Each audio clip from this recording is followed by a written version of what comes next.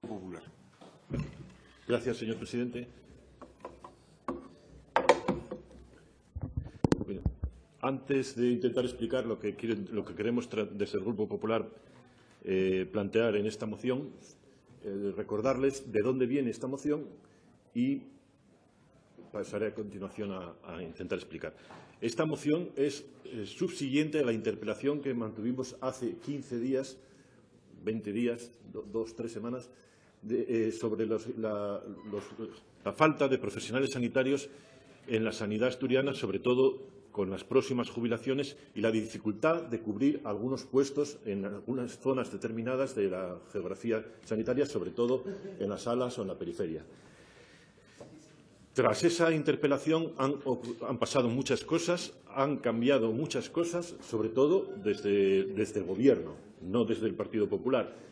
Recordarles que cuando yo planteé la interpelación y realicé la interpelación al consejero, este negó categóricamente la necesidad de incentivo o de planteamiento distinto al que hasta ahora se estaba realizando, que digamos que entre nada y poco ahí nadaba, ¿no?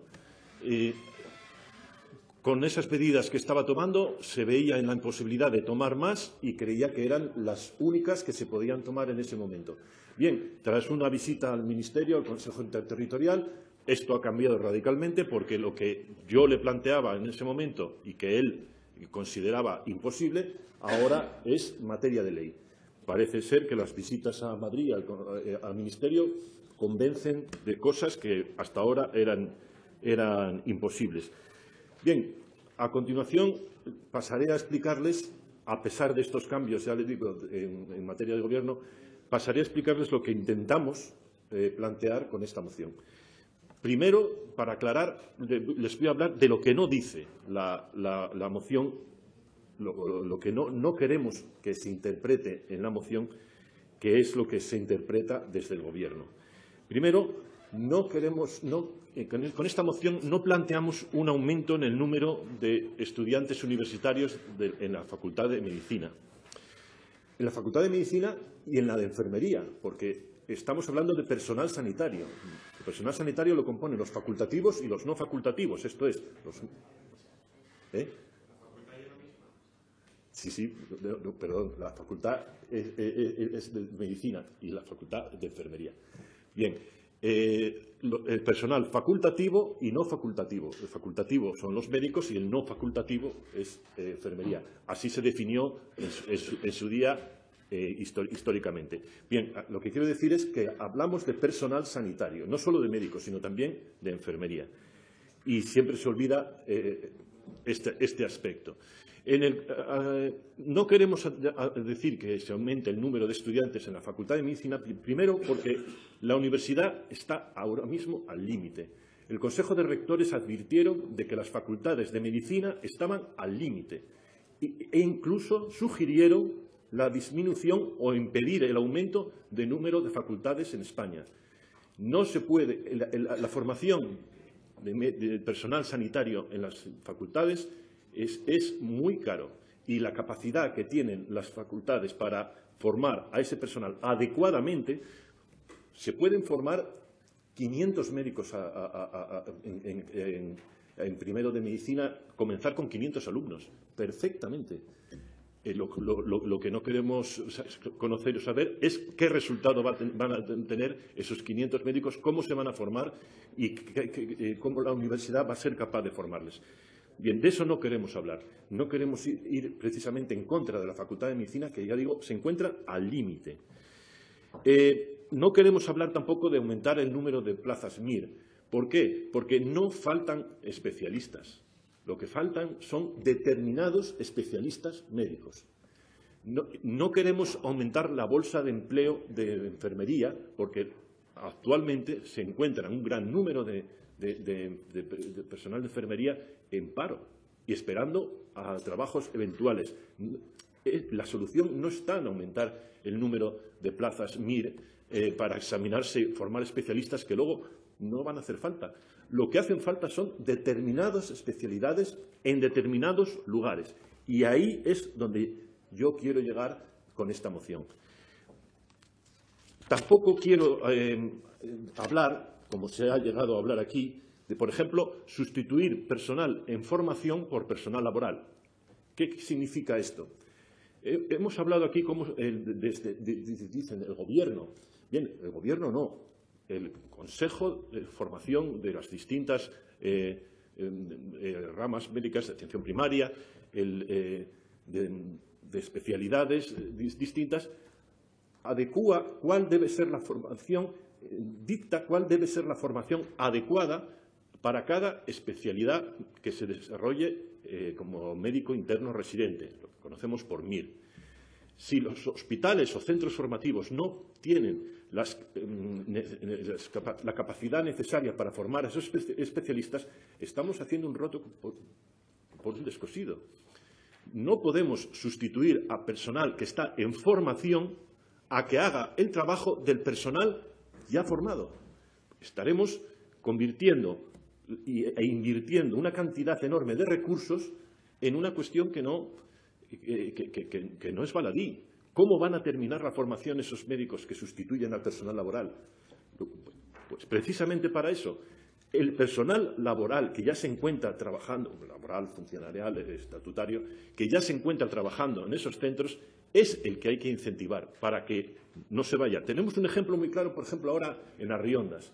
En Arriondas, donde ha habido residentes de medicina interna hasta hace un par de años, los médicos que se formaban, unos se quedaban y otros no. Bueno, pues de los que se han quedado, se encuentran ahora en una precariedad laboral tremenda. Entonces, ¿qué ánimo les vamos a dar a los médicos que están en formación? De decirles, en vez de formarte, te vamos a poner a trabajar y a hacer guardias como si fueras uno más. Pero eso sí, a la mínima que pueda, te vas a ir. Eso está ocurriendo en Arriondas actualmente y se está planteando que no va a haber personal de urgencias para cubrir estas vacaciones. ¿Por qué? Porque médicos que estaban eventuales se están yendo cuando les ofrecen una mejor oportunidad a la vista de que en enero se van a ir. Bien, otro ejemplo, el hospital en Langreo. En Langreo fue el único hospital, por así decir, periférico, quiero decir que no está en el área central, distintamente de, por ejemplo, lo que es Harrio, o lo que es Cangas, o lo que es Arriondas, o lo que es Mieres, es el único hospital al que no han retirado la docencia para personal de médicos de familia.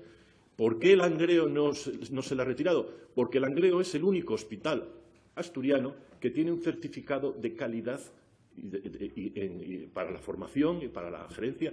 Es el único hospital asturiano que tiene ese certificado de calidad y, por lo tanto, ante ese certificado de calidad no se le ha retirado la docencia. Solución del Gobierno. Vamos a poner, queremos, por favor, Ministerio, queremos que los residentes hagan el trabajo no retiren la formación MIR de estos hospitales que acabo de mencionar. Bien, hagan ustedes como Langreo. Vamos a ponernos manos a la obra y hacer que los hospitales asturianos alcancen ese nivel de calidad para poder así dar formación y que no se les excluya de la posibilidad de dar esta formación. Bien, esto es lo que no quiero decir lo que no queremos contar con esta moción. Lo que sí queremos contar, por fin, cuando ya se me acabó el tiempo, pero bueno. Lo primero de todo, y que viene en esta moción, es definir qué queremos decir con una plaza de difícil cobertura. Definirlo exactamente, o sea, ¿es el médico que no llega porque está muy lejos? ¿Es el médico que no quiere venir porque no se le ofrecen oportunidades? Bueno, definir la plaza de difícil cobertura o porque se va a jubilar y no hay sustitución posible. Definir. Segundo, localizar. Esto es, ¿dónde está la plaza de difícil cobertura? No son tantas, tampoco son tropecientas mil, pero sabemos dónde hay dificultad para cubrir un pediatra, por ejemplo, en el concejo de ayer. Sabemos dónde faltan anestesistas, por ejemplo, en Cangas de Narcea. Sabemos dónde falta un traumatólogo, sabemos dónde falta un nefrólogo, por ejemplo, en Harrio. Sabemos la dificultad que hay para cubrir la plaza de cardiología en Harrio. Bien, definir las plazas de difícil cobertura, localizarlas y, a continuación, incentivarlas. Cuando hablo de incentivación, no estoy hablando de incentivar solo con dinero. Y en ese aspecto querría incidir, porque parece ser que es el punto más difícil de aceptar. Bien, la incentivación con dinero solo va a ser posible con una conversación con los sindicatos de la materia. Pero con los sindicatos de la materia se podrá hablar cuando hayamos definido y localizado las plazas. Una vez definidas y localizadas, podremos hablar de cómo los incentivamos, y ahí ya se tiene la negociación con los sindicatos, que es lo lógico y lo normal. Acabo, señor presidente. Antes de que me diga nada, ya le digo, voy a acabar enseguida. Solamente en ese punto, con una conversación y una negociación con los sindicatos, se puede llegar a un acuerdo con esto. Pero no queremos hablar solo de dinero, queremos hablar también de otros incentivos que quizás sean más importantes incluso que el dinero, como son, por ejemplo, los contratos que se ofrece al personal eventual, la incentivación de esos contratos, la fidelidad del cumplimiento. Si una persona se compromete a cubrir una plaza, ya sea personal fijo o eventual, tiene que contrarrestarse con una prestación adecuada. Además, si un personal fijo decide no solicitar el traslado en determinado tiempo de año, se le tiene que premiar. No se le puede decir, y cuando cumpla los 3 años, allá te las den y te las compongan. Bien, no se le debe abandonar. A un personal eventual no se le debe contratar indefinidamente y al año siguiente decirle, oye, que te vas, que viene otro. Señor Suárez,